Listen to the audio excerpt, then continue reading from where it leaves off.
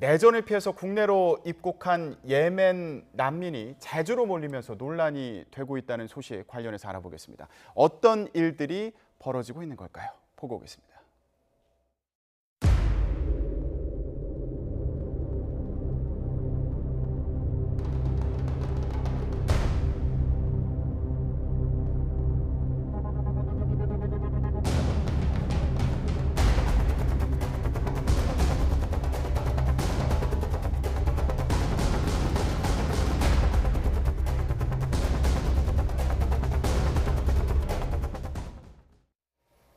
전쟁을 피해서 한국으로 들어온 예멘 난민들 560명 정도가 제주도에서 터를 잡고 살고 있다고 합니다. 교수님, 네. 올해 갑자기 증가했다고 해요. 그리고 이 난민이라는 말 자체가 우리나라에서는 좀 생소한데 무슨 네. 일이 있는 건가요? 결국은 이제 그 2015년을 전후해서 그 유럽과 그 중동 그 지역의 수아파와 시니파의 내전으로 인해서 결국은 다른 곳으로 떠나야 되는 예를 들면 뭐 예멘이라든가 또는 뭐 시리아라든가 그 같은 난민에 대한 문제가 많이 생겼습니다. 그런데 결국은 유럽에 있는 그 나라들이 이런 난민들을 적극적으로 과연 이제 받아들여야 되느냐? 왜냐하면 여러 가지 돈도 많이 들어가고 또는 IS라고 하는 뭐 테러 가능성도 있기 때문에 그 난민 정책에 있어서 결국 유럽도 내홍을 겪고 있는 이와 같은 그 상황에 이르렀습니다. 예. 그래서 이제 그 예멘에 있던 상당 부분의 그 난민들이 같은 이슬람 종교인 아시아 말레이시아로 대거 그 이동을 했습니다. 그런데 그 말레이시아 같은 경우에 그 난민 심사 등을 하는 기간이 이제 90일이 다 도과하고 나서 결국 거기에 허용되지 못했던 난민들은 또 어느 곳으로 가야 되겠죠. 그런데 우연치 않게 쿠알라룸푸르와 바로 제주도의 직항 비행기가 있었습니다. 그래서 상당 부분의 그 예멘 그 난민들이 쉽게 쿠알라룸푸르 말레이시아에서 비행기를 타고 제주도로 오게 되었던 것이죠. 또 네. 제주도는 비자가 없어도 그대로 통과할 수 있기 때문에 그래서 올해에 무려 560명이 예멘 난민이 증가했다. 즉 작년에는 불과 50명이 채 안 됐습니다. 그래서 요약을 하게 되면은 유럽에서의 그 난민 문제의 하나의 후 폭풍으로 예. 말레이시아에 가게 됐고 말레이시아에서의 직항이 있었고 또 우연치 않게 제주도가 비자가 없었던 탓에 나름대로 편리한 난민의 이동 경로가 형성이 되었기 때문에 예. 지금 49명 정도가 작년이었는데 올해 560명가량 급증하게 된 이유라고 설명할 수 있겠습니다. 그러니까 무사증 제도, 비자 없이 들어올 수 있는 그 제도가 또 배경에 있는 상황이네요. 그렇죠. 이제 제주도는 사실은 관광을 위주로 지금 산업이 발전하고 있는 곳이기 때문에 2002년도부터 이제 무사증 제도를 지금 시행하고 있고 그래서 한 달 정도 가량 그 비자 없이 입국할 수가 있는 곳이거든요. 예. 근데 우리나라 같은 경우에는 기본적으로 사실 난민이라고 하는 그 유럽과 관련돼서 보통 그분들이 이제 나오는데 그동안에는 별 관심이 없었었어요. 그러다가 원래 1994년부터 2013년 6월까지 그 난민 신청한 사람들이 5,500명 정도밖에 안 됐었거든요. 그러다가 우리나라의 난민법이 2013년 6월부터 시행이 됩니다. 처음으로. 그러면서 올해만 18,000명 정도가 사실 난민 신청을 할 정도로 이제 난민에 대한 그 개념이 다른 아시아권 국가들보다 훨씬 더 낫다라고 하는 얘기가 알려졌고 이번에 그 제주도 예멘 난민이 갑자기 급증하게 된 이유 중에 하나도 한 명 왔었던 그 예멘 난민 중에 한 명이 SNS에다가 대한민국의 이 제주도가 참 난민이 살기 좋은 곳이다라는 것을 올렸습니다. 그러니까 예. 그걸 듣고 나서 그 알고 있던 사람들끼리 연결해가지고 말레이시아에 있던 사람들이 이제 이쪽으로 오게 된 거였거든요. 그런데 제주도에는 난민과 관련돼서 일 처리하는 분이 한 명밖에 없는 거예요. 그러다 보니까 사실 제대로 이제 난민에 대해서 우리가 지금 뭐 난민법을 만들어 놓고 뭐 아시아에서 좀 선진적으로 운영하고 있긴 하지만 실질적으로 이분들에 대해서 어떤 혜택을 그동안 많이 주고 그러진 않았었거든요. 그러다 보니까 지금 갑작스럽게 몰려드는 제주도 난민들 때문에 사실은 좀 치안 문제도 있고 여러 가지 안 좋은 상황에 지금 처해 있는 겁니다. 예, 그런 우려를 이제 하는 분들이 있는 상황이고요. 지금 일부 좀 오해가 있어서 논란이 되는 부분도 있다 이런 얘기도 있더라고요. 생계비를 무조건 지원해 준다거나 이런 상황이 아닌데 그런 소문 때문에 네. 좀 안 좋은 시선을 갖는 그런 상황도 있다고 들었습니다. 네, 현재까지 정부에서 그 공식적인 지원을 하는 것은 없습니다. 다만 이제 그 인권을 강조하는 시민단체에서 여러 가지 인도적 제공을 하고 있는 것은 이제 사실인 것 같고요.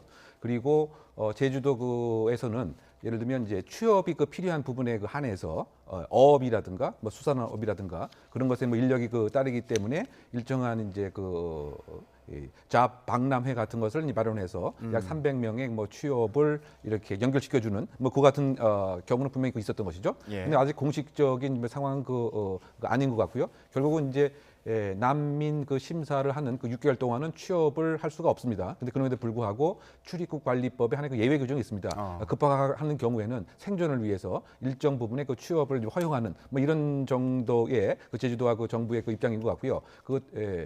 다만 지금 예를 들면 IS라든가 등의 가장을 해서 난민들이 들어올 수 있다라고 하는 염려증 또는 제주도의 경제와 제주도의 치안이 이와 같은 예멘의 난민에 의해서 상당히 열악하게 될 수도 있다고 하는 나름대로의 그 압박감 뭐 이런 네. 것 때문에 일단은 난민을 제주도에만 이렇게 거주하게 하고 제주도를 떠나는 것은 현재 금지하고 있는 이와 같은 상태가 공식적인 제도의 현황으로 요약할 수 있겠습니다. 예, 그러면 지금 제주도에서 이 난민 신청자들에 대해서 어떤 지원이나 뭐 제도적으로 어떻게 뒷받침이 되고 있는지 관계자들 말을 좀 들어보는 시간 갖도록 하겠습니다. 함께 들어보시죠. Everything is so expensive. We tried to adjust. Nowadays, some of the people, rather than eating like 3 meals, they eat only 1 meal, so they could save one of the money. Others started to share the hotel room. Now there is 3 people in 1 bedroom. 제주 예멘인들에 대해서는 인도적 체류 허가 결정 전에 선 난민법 적용이 아닌 출입국 관리법 적용으로 해서 별도 취업 허가를 해주는 것입니다. 경제적으로 어려움이 있을 때는 도에서 일정 부분 뭐 그런 부분 뭐 생계비 지원으로 저희들로 가능하다는 겁니다. 그런 거는. 지금 어선에 그 내국인이든 외국인이든 굉장히 부족한 실정이에요. 난민들이 또 와줘서 이제 일을 할 수 있으면 법적으로 하자 없이 이제 근무를 할 수 있으면 선주님들로서는 굉장히 좀 고무적인. 예, 그러니까 지금 일단은 생계비 같은 경우에는 뭐 신청을 하는 경우에 또 심사를 거쳐서 일정 부분을 지원을 해주는 상황인데 무조건 지원을 해주는 건 아니고요. 그러니까 예. 그렇죠. 이게 이제 신청 단계에서 지원하는 돈이 있고요. 그다음에 이제 난민으로 인정됐을 때 지원되는 돈이 있는데 신청 단계에서는 생계비를 지원해주는 그런 경우가 있거든요. 그리고 난민으로 지위가 인정이 되면 기초생활비를 지원을 해주는데 그게 148만 원, 월 138만 원 정도까지가 이제 5인 가족을 기준으로 했을 때 지원되는 최대치입니다. 예. 그런데 현재 지금 그 난민과 관련해서 예산을 짜놓은 게 8억 원 정도 된다고 그래요. 제주도 쪽에서. 그러면 8억 원이 지금 한 푼도 사실 지원되느냐? 아닙니다. 전혀 지원이 안 되어 있는 상태이고 근데 난민 신청만 지금 해놓은 상태였는데 여기에 대해서 아직까지 생계비 지원되지 않았는데 그렇다 하더라도 원래 한 40만 원 정도까지밖에 지원할 수가 없어요. 지금 예. 당장으로는데 예. 이제 잘 모르는 분들이 지금 138만 원을 월 한 달에 한 번씩 그렇게 지원해주고 있다더라. 이런 얘기를 지금 하면서 이제 국민 정원 게시판에 이들에 대해서 난민을 좀 쫓아내야 되는 거 아니냐, 우리 혈세가 낭비되는 거 아니냐, 지금 이런 얘기가 좀 나오고 있는 거죠. 예, 지금 이런 상황에서 그 주거 시설 같은 경우에도 뭐 여관이나 게스트하우스에 머물고 있다. 본인들 돈을 내면서 지금 머물고 있는 상황인 건가요? 네, 뭐 그렇게 알려져 있습니다. 뭐 노숙 생활을 하는 경우도 있고요. 아니면 그 개별 텐트 안에서 이미 자신들이 갖고 온 돈을 그냥 하루하루 쓰면서 그러다 보니까 상당히 그 생활이 지금 그 뭐 공공한 뭐 이런 그 상태인 것 같습니다. 뭐 여관에 이렇게 머무는 경우는 그나마 뭐 상황이 뭐 좋은 것 같고요. 그리고 잡을 이제 얻기 위해서 여러 가지 이제 노력을 그 하고 있지만 또 그 이 업주들의 그 입장에서는 그 종교적으로 예를 들면 하루에 5번 뭐 기도를 한다든가 뭐 이런 것에 좀 익숙치 않은 면이 분명히 또 있기 때문에 과연 취업과 제주도의 그 경제 활성화에 과연 이제 뭐 도움이 되느냐 뭐 이런 부분에 있어서의 조금 뭐 두려움 내지 뭐 불안감도 있는 것 같고 또 한편에서는 적극적으로 더군다나 인권 국가고 인도주의를 그 표방하는 그 대한민국의 입장에서는 이거를 나몰라라 할 수는 없는 것이 아니냐. 왜냐하면 난민을 만약에 불허하게 되면 다시 예멘이라든가 시리아로 다시 이제 돌아간다는 것 자체는 그대로 이제 죽음을 우리가 용인하는 꼴이 되기 때문에 과연 어떠한 것이 이제 현명한 정부의 결정인 것이냐 이 부분에 있어서 우리가 상당히 조금 지켜봐야 할 대목이 아닌가 보입니다. 예, 지금 제주도에서는 일단 인도적인 차원에서 뭐 직업을 구할 수 있는 기회를 주는 그 정도 지원을 하고 있는 상황으로 보이는데 그럼에도 불구하고 주변에서는 아까 저희가 얘기했던 것처럼 그런 우려를 하는 시선들도 있습니다. 앞으로 어떻게 풀어나가야 될까요? 그러니까 기본적으로 지금 취업을 알선하고 있긴 한데요. 사실은 그 선주들과 관련해서 배에서 일하는 정도 이외에는 사실 할 수 있는 게 없다는 겁니다. 왜냐하면 말이 잘 통하지 않고 또 그들의 문화나 생활 방식이 우리랑 너무 다르기 때문에 예. 지금 이제 너무 어려운 일이어서 우리나라 국민들이 하기 힘든 그런 일에 대해서는 조금 가능하지만 나머지 부분은 안 되고 더더군다나 이 난민들도 본인들이 취업을 했다 하더라도 금방 뛰쳐나오는 경우가 많이 있다라고 해요. 그래서 생계와 관련된 이런 인도적 지원이 어디까지 가능할 것인지 지금 아마도 여러 가지 방법을 지금 생각해서 찾고 있는 것 같습니다. 근데 더 중요한 건 우리나라 같은 경우 지금 제주도의 그 예멘 난민과 관련해서는 이미 이제 무사증 제도를 지금 없앴습니다. 그래서 그 원래 4월 말부터는 이제 이분들에게 아예 그냥 도를 떠나지 못하도록 출도 제한 금지 명령 같은 걸 좀 하기도 했고요. 예. 또 하나는 6월 1일부터 그 무사증, 그러니까 비자 없이 들어오는 그 나라에 이 예멘 난민들은 포함시키지 않는 것으로 지금 했기 때문에 사실은 앞으로 얼마나 더 들어올 수 있을지는 모르는데 일단은 난민 신청을 해놓은 사람들은 3년 정도까지 그 체류 심사 기간이 걸리기 때문에 네. 그 동안까지는 뭐 제주도에 좀 머물러 있어야 되지 않을까 생각이 듭니다. 예.